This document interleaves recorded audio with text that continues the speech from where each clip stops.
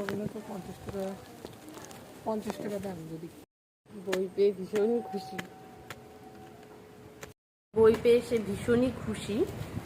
এটা খোলার চেষ্টা করছে বইটা।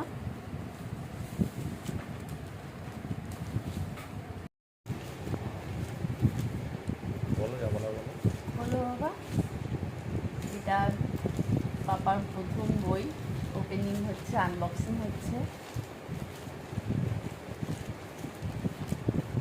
ও নিজে নিজেই করছে। বইটা পেয়ে খুশি, কালারফুল বই, লিটিল লাইব্রেরিয়ান।